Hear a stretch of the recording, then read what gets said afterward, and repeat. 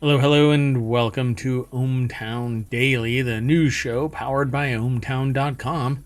Today is May 8th, 2024. It's Season 3, Episode 129.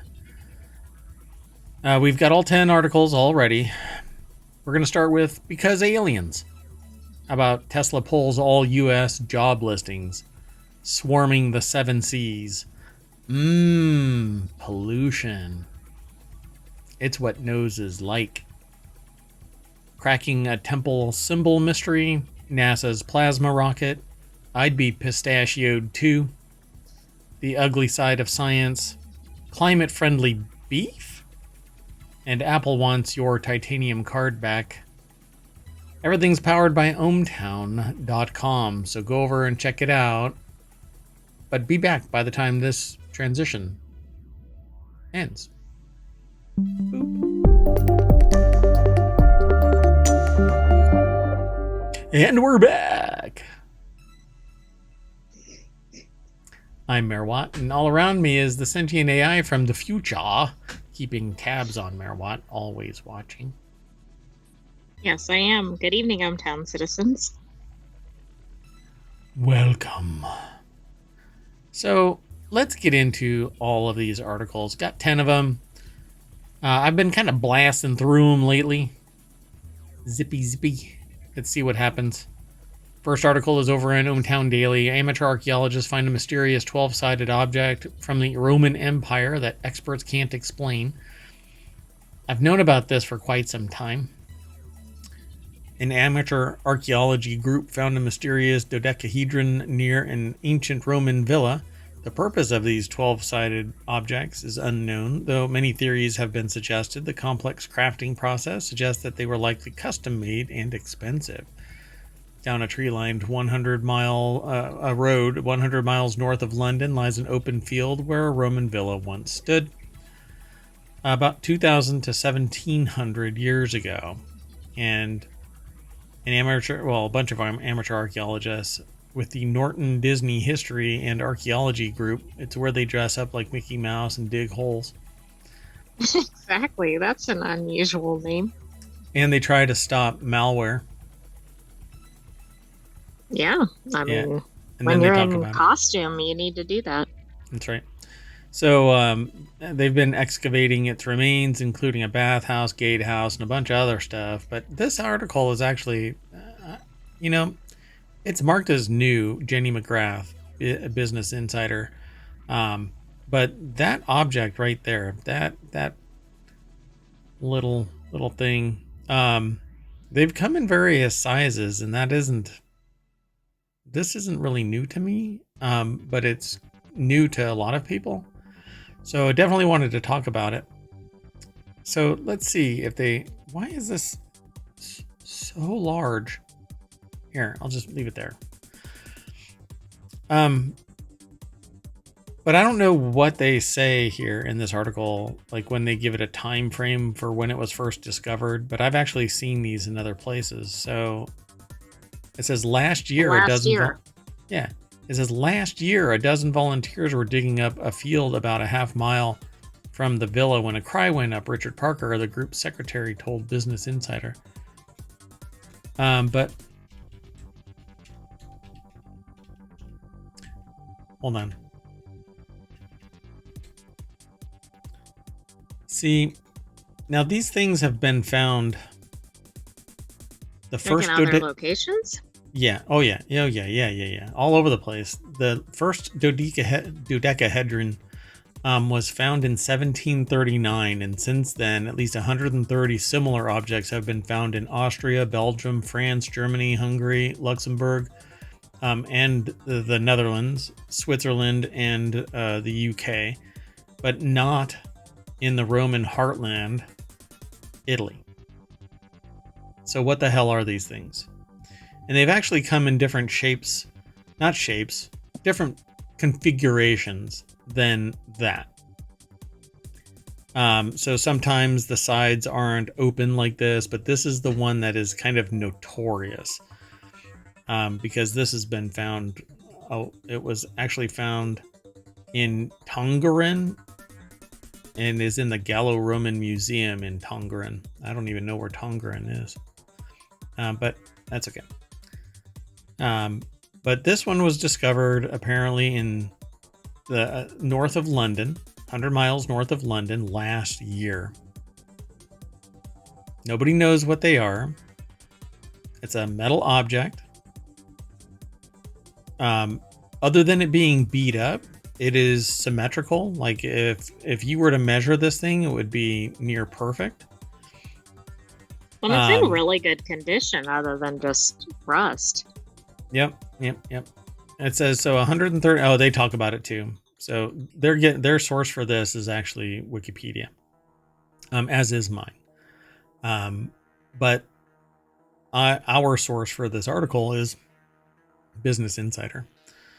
So no one knows the purpose of these dodecahedrons. Nobody knows how they're actually made. The interesting part to me, though, is that they're being attributed to being Roman, but it's never been found. None of them have been found in Rome. They haven't been found in Italy. Just far-flung places. So what are these? Well, and why would they be there or not there? I mean, especially if they're in multiple other spots. Yeah. Yep. So more have turned I'd like up to know if the locations are like near the water or up in the mountains or whatever. Is there any commonality? Yeah, that's just it. Nobody knows. Nobody really knows. They've not been found in Italy, Spain, Africa, or Turkey. The regionality adds to their mystery. Made of a copper alloy, the 12-sided dodecahedrons don't have an obvious function. They come in many sizes, meaning they likely weren't used as a measurement tool. They're somewhat fragile. The little knobby ends can break off if they're abused because they're just kind of welded on there, or probably brazed on. They're not actually welded.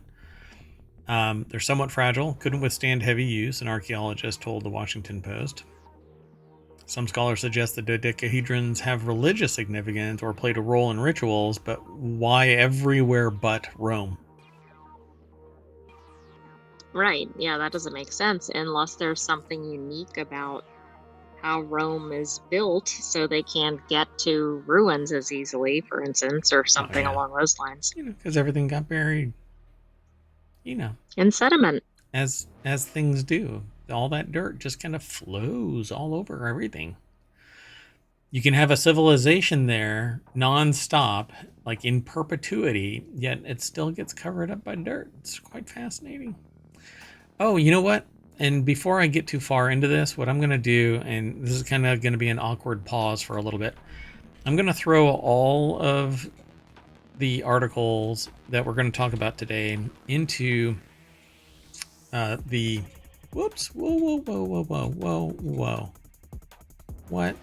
What's going on here? I'm going to throw all of these into the VOD, and these will end up in the show notes as well. I should have done this before the show so that there isn't this dead air, but it is what it is, and I'm going to leave this here. It gives people a chance to flood the chat over on Twitch. So twitch.tv/ohmTown, right? That's what you want to do right now. To hear this, you actually have to be already in the chat, but if you're hearing this later, then you're going to go, oh, I really should be there tomorrow at 8 p.m. Eastern. That's right. That is the takeaway. Yeah, there you go, everybody. So, yeah, they say it was a small metal object about the size of a softball with holes on each of its 12 sides and covered with small knobs. They're always like this, with little knobs on their apexes, right? Not on the facets, but on the little... There's a mathematical term for that, but I can't remember what it's called. Anywhere where there are 3 or more sides of vertices, they're on the vertices. So I found it really fascinating and wanted to talk about it. What do you think it is? No idea. Not a single clue. Not a single clue, because other than decoration, but then why are there 130 of them spread across the countryside? I think they're for sport. I have no idea what it would be, though. Broken ankle ball, is that? Yes. Well, they come in various sizes, so I don't know. Oh, that's right. They go from 1.6 inches to 4.3 inches. This one, being the size of a softball, is probably on that bigger side there. And being only 130 of them, these things are probably, well, I don't know. It really depends. What's weird is they have weird metallurgy as well, right? These were made for a purpose, but what is it? Nobody knows. Let's keep going. The next article is over in the Mobile Channel. Tesla quietly removes all U.S. job listings. Whoops. Tesla is a massive company employing 140,000 people as of late last year, but over the past month, layoffs have torn through the electric vehicle maker, and now a hiring freeze appears to be in effect in North America. I'd be a little nervous if I just started at Tesla a week ago. Yeah, the veneer has finally worn away. William Gavin over at Quartz put the article together, but it's published at gizmodo.com as well. Sure looks like Tesla has a hiring freeze after weeks of hardcore layoffs. Hardcore layoffs. Wow. It is hardcore if you're on the receiving end of the layoff. Yeah, it sucks if you're on the... My God. Why does this not pause? I'll never understand it. Anyway, as of Wednesday, just 3 positions were listed on Tesla's job board. I think it's like chief firing officer and chief advisor to unemployment and chief furniture mover, so that they can get rid of all of the furniture from all these empty... Oh, right. Chief office relocator. There you go. Chief unofficer. I shouldn't joke. We're all susceptible to that. So unless you're independently wealthy and usually a sociopath. But anyway, as of Wednesday, just 3 remain. A 7-week training program that promises the opportunity to transition into full-time production associate. That's all the jobs. Yeah, they're all the jobs to join its manufacturing. A 7-week training program wouldn't be too enticing, given that you don't know what's ahead. Yeah, but it's only for manufacturing. So you're going to be the person like putting the cars together when the robots aren't. So it says that's a far cry from the more than 3,400 postings that were offered across the United States, Mexico, Canada, Puerto Rico as of May 1st, according to an archived version of Tesla's career webpage. I'm waiting for the DMCA takedown for that. There's an archived listing of Tesla and it's violating our rights. The bulk of these positions were in California, Texas, and Nevada, where the company has sprawling gigafactories. Many of the jobs were still posted on Tesla's website as recently as Tuesday. So maybe they're just trying to converge more onto their own identity. Don't go to LinkedIn, just go to Tesla. I don't know. I mean, I'd like to know when the last job was posted. Like, was it 5 minutes before it got removed, or? On LinkedIn, Tesla advertises 326 jobs. Most are located in China, with a few others in Europe and at least one in the DR, Dominican Republic. Just one for the Manufacturing Development Program appears to be located in the US. Oh, I suspect some jobs it's going to be cheaper because all of this stuff is going to get manufactured outside of the United States now. Right. I mean, I think we can pick up on that theme. Got to keep those margins high.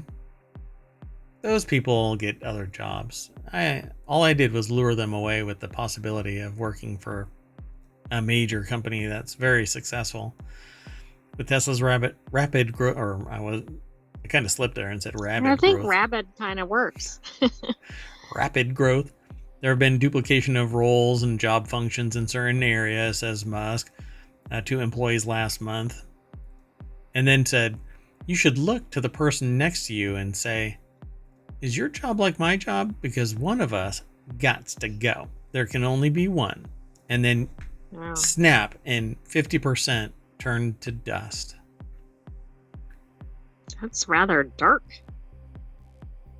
There is nothing I hate more, but it must be done, he added, expressing his thanks and well wishes for the at least 14,000 workers being laid off, including the supercharging team, which is amazing that people are still chomping at the bit to get a Tesla now, considering you won't be able to charge your car. We'll Well, see. yeah. And then also, if Tesla is having difficulties, I mean, look at what's happening with Fisker right now. Yep. Well, Tesla is down $3 today.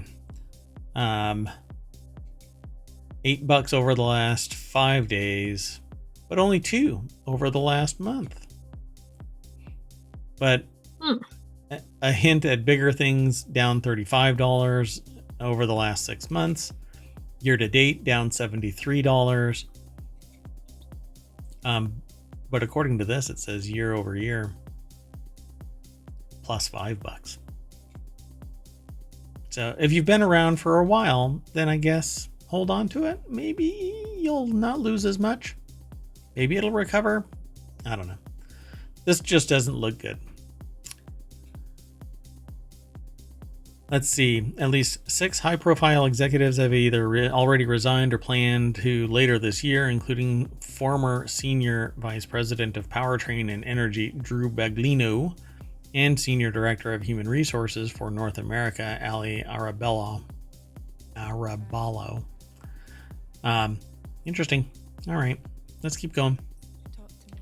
I'm sure we'll see more about this. Always. The next article is over in Technology Today. Micro robots swarm the seas, capturing microplastics and bacteria. And we get to watch a video of it, but we're not gonna. I'll just talk about it briefly. I'm a big proponent of trying to remediate what is going to be termed a scourge, which is microplastics. And the bacteria part of stuff, you can deal with it. Right? You can clean things. You can take medication if you have a bacterial infection. What you can't take medication for are microplastics penetrating the very materials of your existence. So, right? You can actually get microplastics in your heart, in your muscles, in your lungs. They've found it in all of these tissues after doing investigations. Researchers have developed microplastic robots capable of removing these microplastics and bacteria from water, addressing the dual threat of pollution and disease spread in aquatic environments. So yeah, what ends up happening is, before I get into this, it's a SciTech Daily article, scitechdaily.com. American Chemical Society is the author of this. And there's an artist representation of these little bots going around. Looks like it's scooping up microplastics, but it actually looks like it's pooing out microplastics. Exactly. I think it's the can't think of what the word is, but basically it's moving through the water. It's just like creating bubbles or something behind it. I suppose. It really looks like this has to be AI generated because it looks like it's swimming in pharmaceuticals. You know? Yeah, it does. Well, that's not that Too far far off, off. I suppose. Yeah. So researchers have developed these micro robots capable of removing microplastics and bacteria from water. And so let's see what this actually looks like. I'm gonna hit play actually. I'll mute it. Oh, interesting.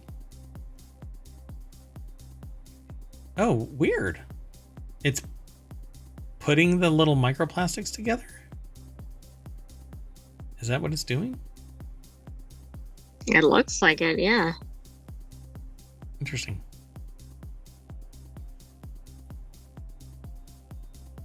Oh, so it's basically moving around and encapsulating the microplastics and or bacteria because it's that small.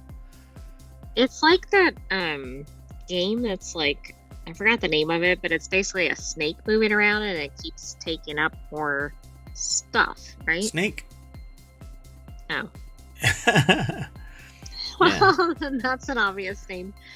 So the size of microplastics, which measure 5 millimeters or less, adds another dimension of the plastic pollution problem because animals can eat them, potentially being harmed or passing the particles into the food chain that ends with humans. So far, the health effects for people are not fully understood. But I have been looking into the possibility of the health effects of microplastics on humans, and so I'm still doing research on this, and maybe I'll come to some conclusion and we can talk about it. But right now, yeah, basically the jury is out on the long-term effects. But just think about this for a second. You have microplastics that actually penetrate into the tissues of your body. Your body reacts. How does it react? Well, that's the big question. And because it's so small, it may be nigh impossible with the resolution of the tools we have to actually find the microplastics that are causing maybe other maladies. It off gases, it can contaminate, maybe even cause something like a genetic mutation. Who knows? But finding that needle in a haystack is something where, billions of dollars need to be spent just to find that needle with an idea of what you're looking for. But imagine if it's over here, but the problem manifests over here because the microplastic has migrated somewhere else, but it caused a Right, or harm. cause like a chain reaction of events, right? Right. Yeah. Like cause something to be elevated or perceived as elevated, and then et cetera, et cetera. Yep. The body reacts in And a I don't, certain way, or it causes genetic mutation. So, yeah, it says when exposed to a rotating magnetic field, the robots swarm together by adjusting the number of robots that self-organized into flat clusters. The researchers found that they could alter the swarm's movement and speed. So this is largely not a robot so much as a magnetically shaped blob of nanospheres. Hopefully you recover all of these bastards and they're not swimming around in your body too. right, because it's not like you're going to be able to like easily extract this. I mean, you'd have to like replace your entire body. There is a way never that go near anything plastic again. there is a way that you can extract these little nano-sized magnetic robots, though. Just go into a whatchamacallit, MRI machine. Well, that's true. That would and they'll do just it. pop right out of you onto the surface of the magnet. All right, let's keep going. The next article is over on the Mobile channel. The smell of cooking food is actually air pollution, according to a study. This is going to rankle a whole bunch of people, and their brows will furrow, and they're going to say, you can take my cooking from my dead. Well, if we take your cooking, then guess what? It will be from your cold dead fingers. No, then it won't be. Well, I mean, Yeah, they won't have any food. So, true, story but at a they glance. won't be breathing in the cooking stuff either. Yeah, they'll be healthy but hungry. Researchers from the National Oceanic and Atmospheric Administration have released their findings from a multi-year study of what they call underappreciated sources of urban air pollution. They focused on 3 cities, Los Angeles, Las Vegas, and Boulder, Colorado, as one does, where they measured human-caused volatile organic compounds, or VOCs, related to cooking. Overall, researchers concluded that air pollution from cooking is vastly underestimated and could account for nearly a quarter of VOCs in urban areas. Because everybody's cooking and it just gets exhausted out of a vent. It may or may not have adequate filtration, and it may or may not be replaced, that filtration. So at some point, it just starts purging horrid whatever it is that's in your pipes. Because people don't clean your vent from your oven. Right. So the article is over at The Hill. Mark Sternfield is the author. It says if you can smell it, there's a good chance it's impacting air quality, researchers have said. I already told you that they focused on the certain cities. They found that it's all VOCs in urban areas. A vast amount of it is actually from day-to-day cooking. And over Do you the think years, that's for like gas cooking or any kind of cooking? I think it might be any kind of cooking. Um, the gas side of it just kind of amplifies it more because it now has the gas VOCs. Over the years, we've measured all sorts of different VOCs from the US, across the US, from different sources like vehicles, wildfire, smoke, agriculture, consumer products, wrote Matt Coggin, the study's lead author. We kept seeing a specific class of compound in the urban measurements, what we call long chain aldehydes. What we couldn't explain was what the sources were. Researchers found that Las Vegas, which has one of the highest densities of restaurants in the US, has persistent air quality issues, especially along the strip. And on average, 21% of the total mass of VOCs present in Las Vegas, outdoor air, were from cooking activities. NOAA estimated and generally ranged from 10% to 30%. Yeah. Okay, so now we can't eat food. Right? Can't drink the water because we're running out of water. Definitely can't eat any like shrimp or any of that. Shellfish. They're all bottom feeders. Fish has lead and now DDTs off the coast of Mercury. Oregon and mercury. So yeah, sushi's out too. Yeah, we're gonna just have to synthesize it from the air. Like, what's that? There's like a little mouse, a desert mouse that synthesizes Oh, right. moisture Yes. with its big old ears, and it slides down into their mouth or something like that. I don't know. Anyway, let's keep going. There you go, folks. Follow the links over to ohmTown and then to the source. Ooh. Next article is over in ohmTown Daily. Historian may have cracked 2,700-year-old temple symbols mystery. The meaning of the symbols, which were found in several locations in an ancient city, have baffled experts for about a century. And I just, the newest Ghostbusters movie dropped, and so there's a cause for what happened in the new Ghostbusters movie. It's either that, right? So some Ghostbusters related thing, and it's a documentary, or, and here's the big one, it could be a Stargate, and there's aliens involved there. So let's find out. So Aristos Giorgio over at Newsweek.com put the article together, and the historian may have deciphered this mysterious set of symbols found on temples in an ancient city built around 2,700 years ago. The symbols, made of glazed brick, were used to decorate the facades of temples of Dur-Surakin, which briefly served as the capital of Assyria, a major civilization in ancient Mesopotamia. Syria is wiped out a long time ago. Or let's just say changed. So, the city, located in the site of present-day Khorsabad, a village in northern Iraq, was constructed during the reign of King Sargon II, who ruled the Assyrian Empire from 721 BC until his death in 704 BC. The mystery symbols from the temples consist of a series of 5 images: a lion, a bird, taken to be an eagle, raven, crow, or hawk. So very definitive definition of what these mystery symbols are. A bowl, a fig, and a plow. A fig tree and a plow. So this sequence was found in multiple locations. It also sometimes appears in a shortened form of lion, tree, plow. So now Assyriologist Martin Worthington of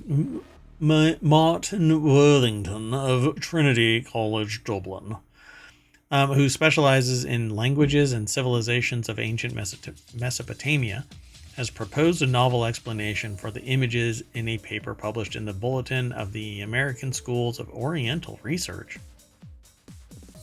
That's odd. Didn't think that we talk like that anymore. So Worthington argues that the images symbolize specific constellations in the night sky while also representing Assyrian words that spell out Sargon's name in an ancient language when read in order. This works for both the long and the short versions of the symbol sequence. So apparently, chicken, wolf, moose, pig is Merwat in ancient Assyrian, and lion, bird, bull, fig tree, plow is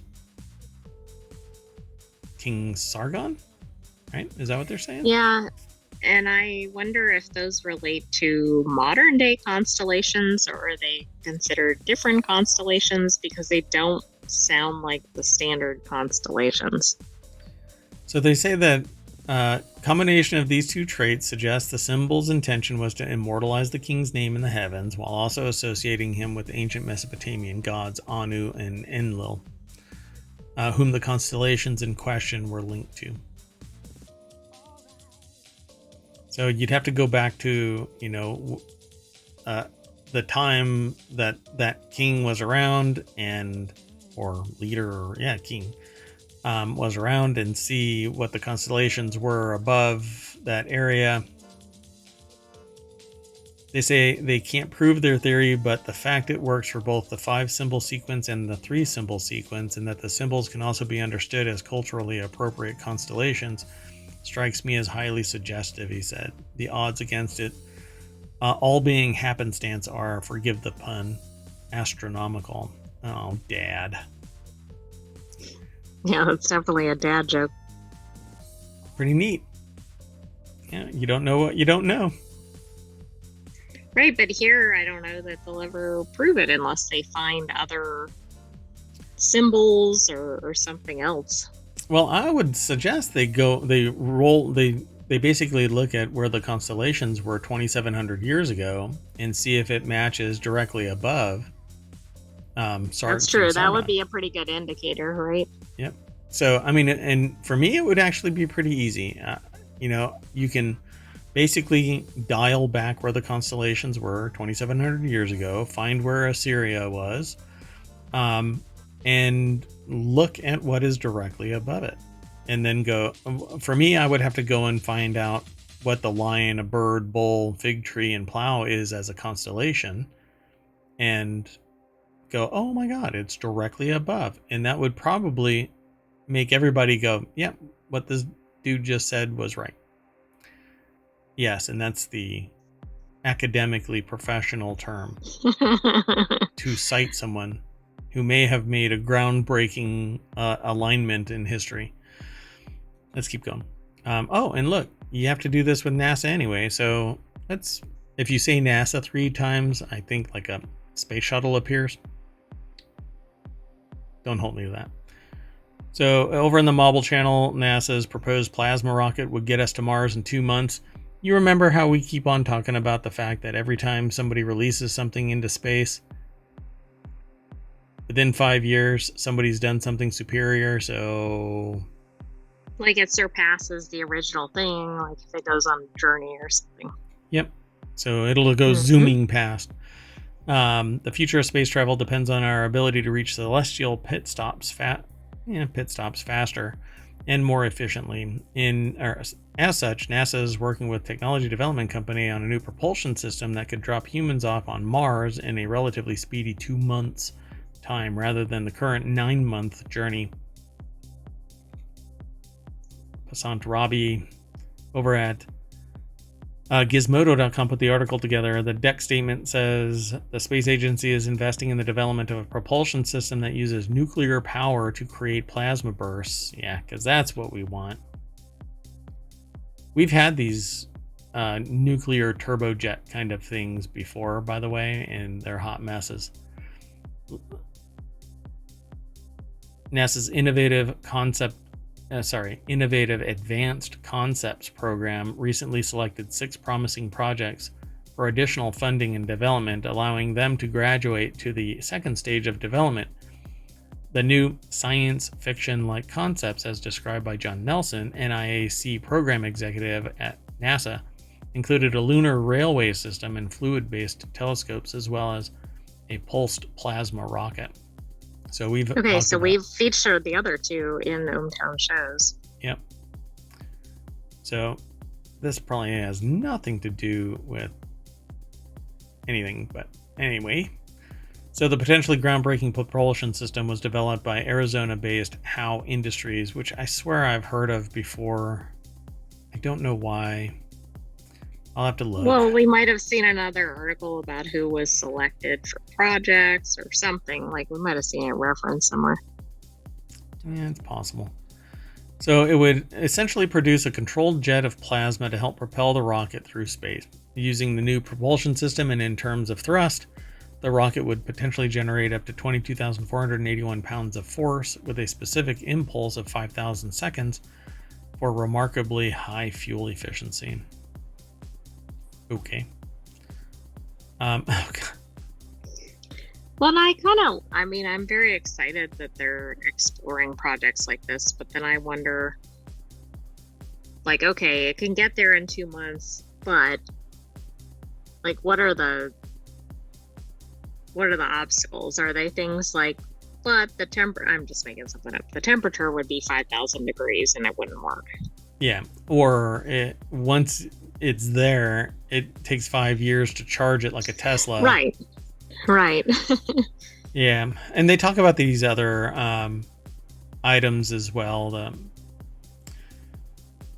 But do I want to read this whole thing?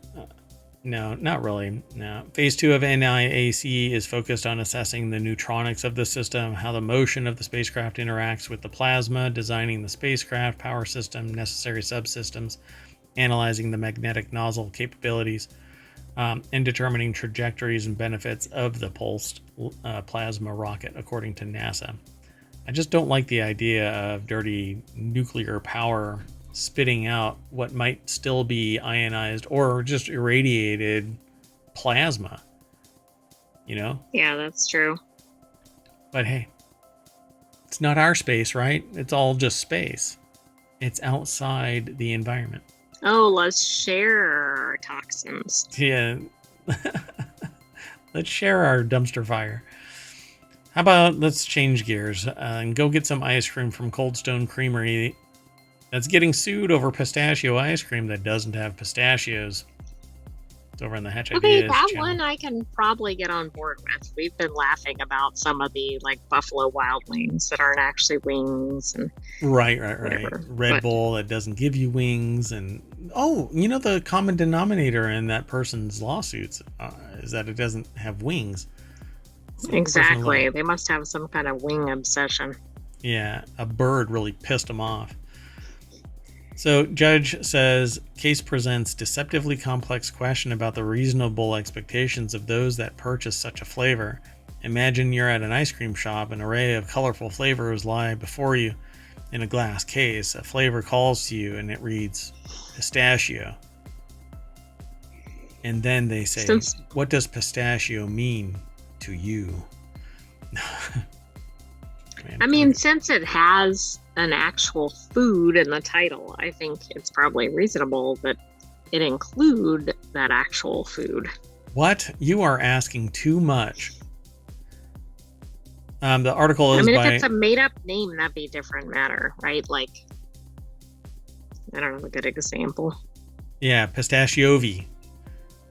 Right. It's pistachio adjacent and tastes a little fishy.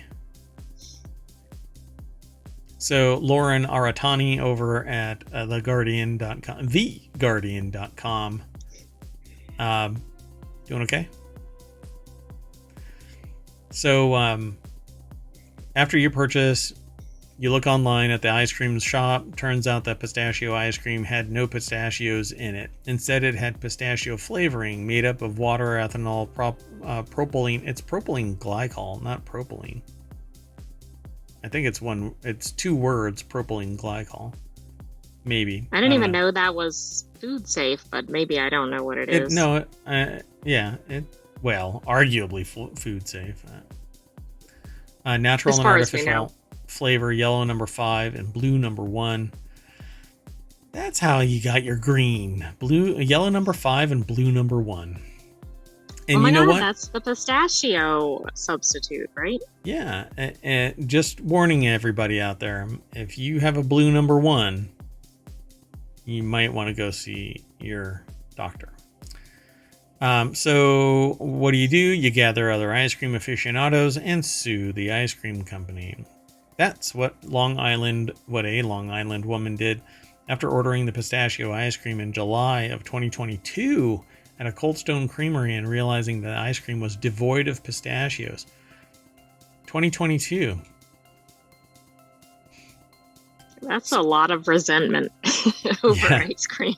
Yeah, they were I mean, I guess pistachioed. was the flavor good? They were severely pistachioed. They were pistachioed off. To the point where they actually formed a class action suit. Come on. I feel like there's got to be some website out there that's like, what can you do today? Set up a class action. Here's some There you go. ideas. There you go.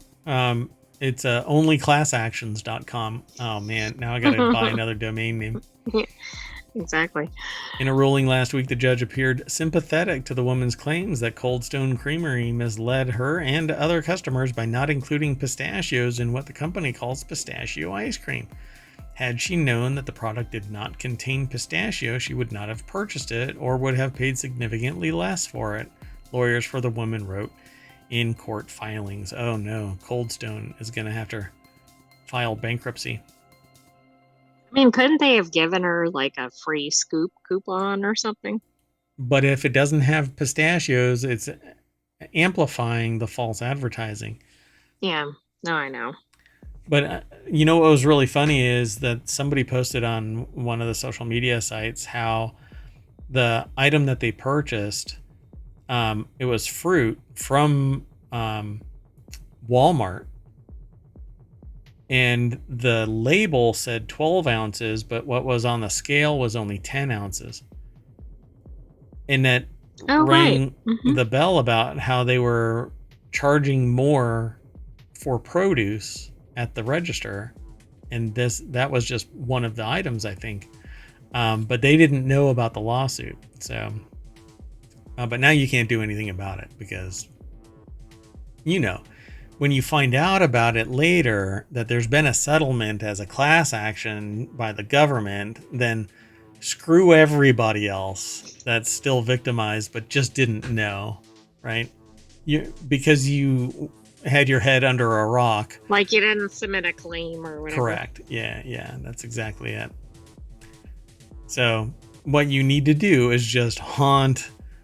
Where do you find out that there's a government action? Because they're all over the place. Like they're in different jurisdictions. Yeah, they're balkanized all over the place, and they're not sitting there shouting it from the rooftops. They might send out a flyer or a mailer or something, and good luck. Anyway, the judge at least agrees the question is worth sussing out in court, at least when it comes to the pistachio flavor, while the lawsuit named other alleged deceptive ice cream flavors, including mango, coconut, mint, orange sorbet, and Peter Pecan. That's butter pecan, maybe? Butter pecan's fake cousin. Brown said the lawsuit moving forward can only focus on pistachios. Because as it only brought forward sufficient evidence for that flavor alone. So there you go, folks. Start lining up and look at the rest of these flavors, because do your part. Try a bunch of ice cream flavors. Yeah, there you go. Hey, I'm gonna go to Cold Stone and try a bunch of flavors and do some research, right? Yeah. Hey, it tastes like mango. I think the website says it doesn't have any mango. I've been mortally wounded. But they've made money off of what could be false advertising. So let's move on. The next article is over in Greenogram, illuminating the ugly side of science, fresh incentives for reporting negative results. New data repositories and alternative journals and workshops offer routes for sharing negative results, which could help solve the reproducibility crisis and give machine learning a boost. So, one of the things that has been happening is negative results are still positive results in the grand scheme of things, but they don't get reported because you don't want to show failure. But failure is identifying, well, it's a positive negative result, because you go into research looking for the result, not looking for just a positive result.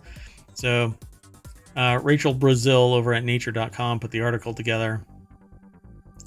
Well, And this I is actually, something we've been talking about as we've been talking about scientific research. yeah. She clarifies that the editorial board of the journal, which launched in 2020, isn't interested in papers in which you did sure, you did a shitty study and you found nothing. We're interested in stuff that was done methodologically soundly. This person, but still yielded a result that was unexpected. Well, you shouldn't go in expecting a positive. You should go into it expecting a result. So it being unexpected is really subjective, because if you look at the results, you go, yeah, I kind of expected that based on the historical context of the experiment. So these types of results, which do not prove a hypothesis or could yield unexplained outcomes, often simply go unpublished, explains Field, who is also an open science researcher at the University of Groningen in the Netherlands. Along with Stefan Gaillard, one of the journal's founders. She hopes to change that. So post that, and that's really the problem. You do all of this fundamental research and you don't post the observed non-aligned outcome, and that means that everybody has to redo that again and meet that same result empirically, wasting time and money. Wasting their time, right? Because they think there might be a result in the other direction. Yeah, there might be something there. But when something gets published in a journal, people do a reproducibility test. They see if they can make what happened happen again. If they can't, then there's something to question about the results. So they do it again. They won't publish the failure. So what gives somebody the impetus to actually go and do that again? They don't. It doesn't. And in fact, it's a problem for seeking funding, right? Because we know positive and negative are both results, but when they want results, right? Do they want a negative result? No, they want a positive result. Yeah, they want the result that aligns with the funding. Although, like NSF, in my experience, doesn't seem to do that. At least for the type of work that I have seen. I'm sure in like biological sciences or some other fundamental research, there might be sharing of the information with like the National Science Foundation. But usually it's you do whatever it is you're going to do and post the results. It doesn't have to get published, but it does end up in a repository with the government because it's an NSF funded project. It all depends on what it is, if it gets publicly disclosed. Anyway, a 2012 study showed that from 1990 to 2007, there was a 22% increase in positive conclusion papers. By 2007, 85% of the papers published had positive results. That's insane. It basically is, and that tells you there's a fundamental shift in the industry, right? Yeah, it's like academia. Just doing what you are mandated to do as part of the assignment used to be a C, and if you went above and beyond, it would be an A. But gone are those days. You jump through the hoop color by number and you get an A, except maybe in the harshest of schools, right? Where there's absolute control over what the grading is and what the desired outcome is. There's necessarily no influence, although I think wealth massively shifts the outcomes of grades. So calls for researchers to publish these failed studies are not new. The file drawer problem, the stacks of unpublished negative results that most researchers accumulate, was first described in 1979 by psychologist Robert Rosenthal. He argued that this leads to publication bias in the scientific record. The gap of missing unsuccessful results leads to overemphasis on the positive results that do get published. And if nobody publishes something that is the opposite of what was published as a success, it doesn't go challenged, which means people think that it's the de facto truth. Exactly. Well, and that can be really detrimental depending on what the research is in. Is it something that other researchers are relying on? Is it something that regular people are relying on? Yep. So the article continues to go on to say that AI and machine learning and basically computational forces are going to impact the results of future research. But how can it not? One factor that is leading some researchers to revisit the problem is the growing use of predictive modeling using machine learning tools in many fields. Without a concerted effort to publish more negative results that artificial intelligence can be trained on, the promise of the technology could be stifled, because if all you have are positive, it won't even see the mistakes, the potential incorrect outcomes.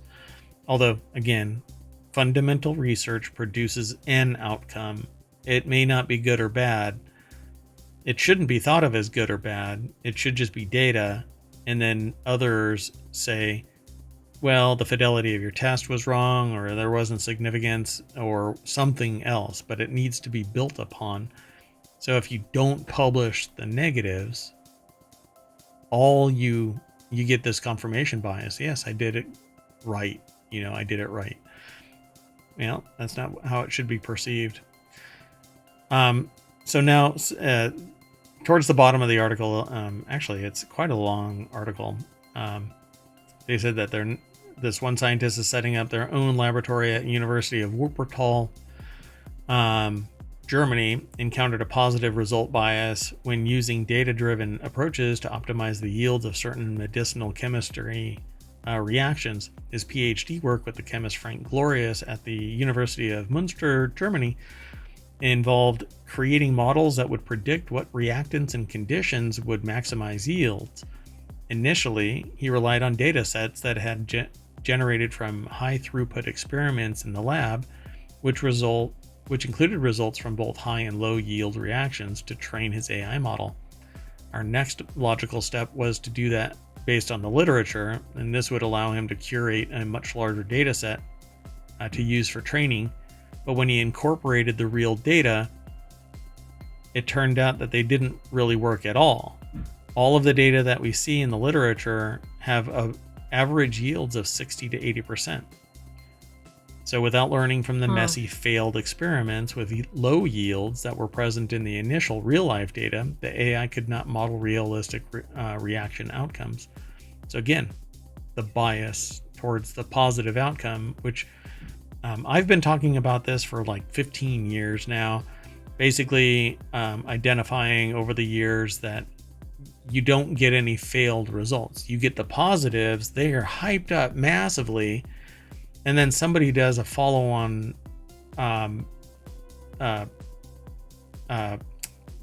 whatever project. Study, literature review, experiment. confirmation test. They basically do the exact same thing, and they find out, nope, that's not real. That was an anomaly, or you moved the decimal point over one or something. And I think that poisons the well for science in general, because the people who are funding this expect it to be a positive outcome. It's not always possible. Well, exactly. And I think a lot of these that we've been talking about are things where I think somebody made an error or they didn't account for something. But then there are also instances, right, where somebody just fabricates the result, which is certainly damaging as well. let's go on. The next article is over in the Mobile Channel. Climate-friendly beef could land in a meat aisle near you. Don't fall for it. I'm not quite sure why it says don't fall for it. I have heard that there are problems right now with Tyson Food dumping a bunch of chemicals into the rivers and oceans. That just came out. Oh, that's like the shrimp thing too. Yeah, yeah, yeah. You don't know really what your shrimp are. So it says beef cattle stand in a barn in a feedlot in Illinois on April 5th, 2011. And it's a Getty image. So when we go over to the source, which is Vox, that's the first picture you're going to see. So I like to prepare people just in case. Tyson Foods and the federal government refuse to show their math for a new sustainability level. One species accounts for around 10% of all global greenhouse gas emissions, and that is marijuana. No, it's the cow. So every few months, like clockwork, environmental scientists publish a new report on how we can't limit planetary warming if people in rich countries don't eat fewer cows and other animals. But meat giant Tyson Foods, in conjunction with the United States Department of Agriculture, basically say otherwise. Kenny Torella over at Vox.com put this article together. Tyson Foods and the federal government refuse to show their math for a new sustainability label. That's the article deck statement. And they have a bunch of links that get embedded in their articles. It's pretty amazing that they kind of bring receipts, but you'd have to follow all of these to be on top of what exactly they're referring to throughout their, because it's kind of like an inside joke kind of a thing. Not really a joke. I shouldn't say it like that. The links link to stuff that is identified as they've done their research. It's kind of like citations like I do, except that it's embedded in their article, and sometimes it's stuff that's inside their own site, and sometimes it's out to other sources. But this just is a knock-on. The reason why I even chose this is that this is a knock-on of the synthesized meat from manufacturers now, where it's basically lab grown in a vat in a thing called a bioreactor. There's a lot of talk online that they lied, and it's not in a bioreactor. It's in one-time plastic tubs that are really small, and it's creating a massive amount of waste, but that's not true. The stuff that was tested was in the smaller vat, smaller cylinders, one-time use plastic containers. The larger production is going to be in bioreactors, and they've all been cleared. But this says Tyson claims that its climate smart beef program, launched last year and supported with taxpayer dollars, has managed to cut 10% of the greenhouse gas emissions from a tiny fraction of its cattle herd. Now, here's the thing about this. It's paid for by tax dollars, right? Why are the prices so high? And it's also not across the board. And I mean, this might be an accurate stat, but is it anything to move the needle? Yeah. And so society would have had to give up beef at a faster rate if it wasn't for the fact that taxpayers are paying for a company to profit from the taxpayers' desire, and the fact that Tyson and other companies have conglomerated all of the smaller local community farms into mega farms that are controlled by Tyson. I mean, it's just like the healthcare industry. You go into a small town and it's all owned by the one hospital now. You go into a big city and it's all owned by the massive big city medical organization, whatever it might be. Inc. Like, that's the name. Med Inc. Yeah. Pharmacom from, oh, goodness. From I forget what that's from. Yeah. I cannot believe my brain just went blank. Is that from Fallout? No. Pharmacom is from Johnny Mnemonic. That's right. I had to detach from this article. Tyson and consulting firm Deloitte, or is it Deloitte? I've always pronounced it Deloitte. Deloitte, but it's Deloitte. Yeah. Um, so, which worked on Tyson's program, both declined interview requests for the story where food comes from, a private company that audits food labels for animal welfare, safety, and sustainability claims, including Tyson's climate friendly label, did not respond to an interview request. So it looks like nobody wants to talk about anything. So last year, when the author asked, and let me just back up again, Kenny Torella from Vox.com put this article together and did all of this research. And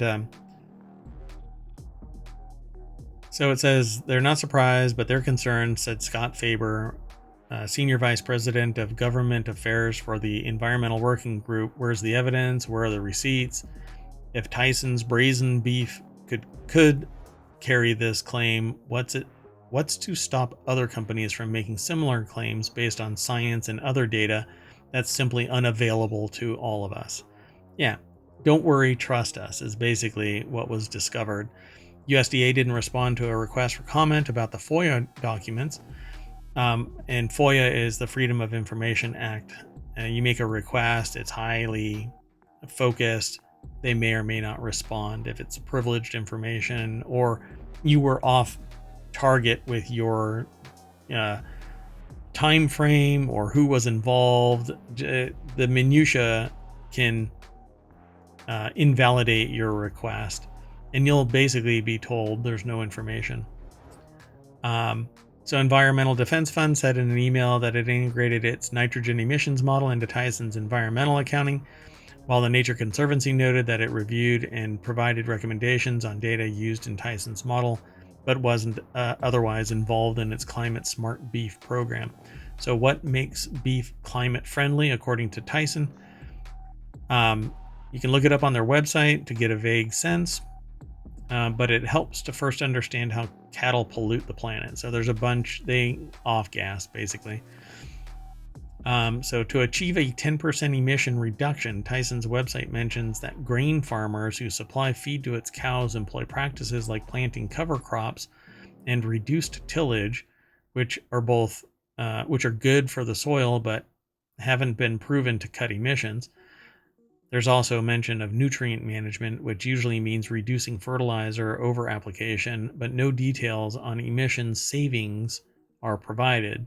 So again, it's a trust us. Yeah, I mean, they should have some data to back it up. I think it's good if they're going toward more sustainable practices, but have any results been shown? So this is an interesting article because just 2 days ago, it says Washington Times and others are talking about 87 billion gallons of toxic waste being dumped into rivers and lakes around Tyson Foods processing centers, apparently. A study claims that Tyson's wastewater contains various biological waste, and that it's dumped into streams, rivers, and lakes. And this article came out today or yesterday, right? Let's see what's the actual time frame. The last 24 hours. So I guess, it was updated Tyson's today. having a rough week in the news. Yeah. Yep. So don't anybody stand next to a barbecue. So it says basically consumers will be deceived by climate-friendly meat claims. Meat and dairy production account for 15 to 20% of global greenhouse gas emissions. And you know what? Dairy, by the way, humans don't need it. Drink water. After you are a child, you basically are lactose intolerant for the remainder of your existence, although some people carry it in a different way. You're lactose intolerant. You no longer effectively process dairy. And meat is, while it's great protein, it has a massive carbon footprint and literally impacting the global environment. And this article basically highlights it with 15 to 20% of global greenhouse gas emissions brought about by meat and dairy production. So, and I'm not being hypocritical. I still eat meat, but I am mitigating as much as I can, because a lot of that also involves microplastics and plastics and meat in general. As you get older, you basically don't process it as well either. And it has a negative effect on your body. And depending on your genetics, it's even worse. So, um, and leading environmental scientists say we must drastically reduce livestock emissions and eat more plant-based meals. That message, however, hasn't broken through to the general public nor to policymakers, and I can tell you exactly why. Money, money, and money. Regulatory capture, and partnerships between government and policymakers, which write directly for senators in particular and the House of Representatives. And let me just tell you, senators become more powerful as populations grow because it's capped at 100, 2 representatives per state. House of Representatives is supposed to grow depending on the population, kind of ebbs and flows, but their power is diluted by population. So if you're going to do something, you capture the senators. And that's why I say all politicians should be forced to wear a NASCAR suits. a NASCAR fire suit that is just covered in Velcro, and patches are put on based on the scale of the donations. That way, and then we can do like C-SPAN NASCAR and like have arrows pointing to people and a rundown of all of their literally investors. Oh, look, that person has gained a new sponsor. Yeah, exactly. Make it, gamify it. If they're playing a game, we might as well enjoy it. We can I'll even do color commentary daily, where I can say that he's or she or they are rounding the 4th turn, and now they're at the pulpit and they're talking about how beef is the best damn thing on the planet. And I don't know, maybe on the House floor they're handing out $10,000, $150,000 checks. I guess it's better than handing them out to. Oh, never mind. It was only 130,000. Let's go on to the next article. The last article for today is in the Smack Talk channel, and it's really fast. Replacing your expired Apple Card. Apple wants your old piece of titanium back. It's been nearly 5 years since the Apple Card first debuted as an iPhone exclusive credit card option from Apple. Early adopters of the Apple Card were recently notified that their titanium physical card would soon be replaced due to its expiration date drawing near. I will never give up. I mean, why can't they just update the data or something? I don't know. Yeah, users have now started to receive their replacement Apple Cards, and with them, a surprising addition to the packaging, a prepaid envelope to send your old titanium card back to Apple. That's neat. Well, I guess it'll be neat to see if they do them as titanium again. Yeah, I don't know. Hopefully they will. Maybe they say that. So Ryan Christoffel over at 9to5mac.com put the article together, and it looks like, yeah, it's just this folded up. Why wouldn't somebody? Well, because it's illegal, but so I guess, yeah, the new one that's coming back is titanium as well. I mean, it looks like it. Let's see. The Apple Card's titanium finish is a fun differentiator for the card, but it's not like we all have access to titanium-friendly recycling services. Apple taking the initiative to prevent users from just throwing out their old cards is a nice move. Yeah, I agree. So they received the replacement card today. Its delivery was preempted by a wallet notification and email prompting them to expect its arrival, followed by similar notifications after the card was delivered. And it looks like it's the same thing. They would have said something like, oh my God, it's not. That's true. Yep. Yeah, that would have been the lead, right? Yeah, for sure. But looks like it's going to be titanium as well. Yay. All right. Well, I guess I don't know. I really don't want to return the original titanium Apple Card. Exactly. That's the first one, right? Yep. And yeah, I don't know. I don't know if it's gonna look the same. Because I've got one, but it's in its original container. I've never used it as an actual physical card. Right. You've just used the data from it or whatever. Yeah, exactly. So pretty neat, folks. But yeah, don't throw it out. Get it recycled. So that's it. ohmTown Daily News Show is over, and we always race back down Main Street. And today is Hump Day, so be sure to take a break. Go over to ohmTown.com, sign up, become a citizen. Yeah, that's it. So I guess have a good night. Thanks for coming. If you're in the chat, thank you very much. If you go over to YouTube and down or watch the videos there, like and subscribe there, you'll get everything, including the shorts. I just posted 5 shorts from a couple of days ago. Our shorts are Wow, a little you're more airing posted. your shorts again? I'm airing. I'm showing. I'm letting everybody view my shorts. Yep. In fact, I am dropping my shorts with regularity, and you know, I don't like saying I'm dropping my shorts and you giggle at it. Okay, we're I out of was here. giggling at the multiple meanings. I'm Mayor Watt, and that is the sentient AI from the future. You want to say Good night, hometown citizens.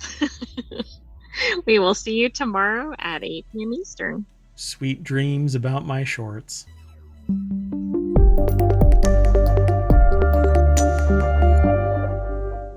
Boop.